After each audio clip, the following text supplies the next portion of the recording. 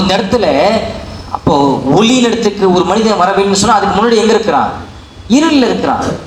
ஒவ்வொரு மனிதனும் ஆவிக்குரிய ரீதியிலே ஆவிக்குரிய குருடராக அவன் இருந்து கொண்டிருக்கிறான். ஆவிக்குரிய ரீதியிலே அவன் தடவி கொண்டு தெரிந்து கொண்டிருக்கிறான். கடவுளை காணாதபடிக்கு, ரட்சிப்பை காணாதபடிக்கு, விசுவாசத்தை பெறாதபடிக்கு, சபைக்கு வராதபடிக்கு, இயேசுவை இரட்சகராக நம்ப முடியாதபடிக்கு அவன் ஆவிக்குரிய ரீதியிலே குருடாக்கப்பட்டவனாக இருக்கிறான். குருடாக்கப்பட்ட நிலையிலே அவன் தடவி தெரிந்து கொண்டிருக்கிறான். ஆகவே அவனால் ஒளியிடத்துக்கு வர முடியாது, ஒளியாகி இயேசுவை பார்க்க முடியாது, வெளிச்சமாகிய இயேசுவை காண முடியாது.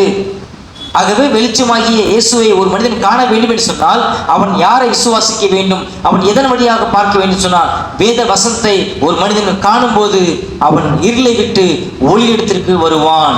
சுவிசேஷத்தை ஒரு மனிதன் கேட்கும் போது, சுவிசேஷத்தை ஒரு மனிதன் நம்பும் போது, சுவிசேஷத்தை ஒரு மனிதன் விசுவாசிக்கும் போது அவன் இருளை விட்டு, அந்தகார இருளை விட்டு அவன் ஒளியாகிய இயேசுவிடத்திலே வர முடியும்.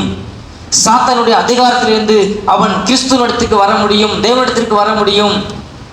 அவன் சுவிசேஷம் இல்லாமல், இயேசு இல்லாமல், சிலுவை மரணம் இல்லாமல் ஒளியிடத்துக்கு வர முடியாது, வெளிச்சமாகி இயேசுவிடத்திலே வர முடியாது.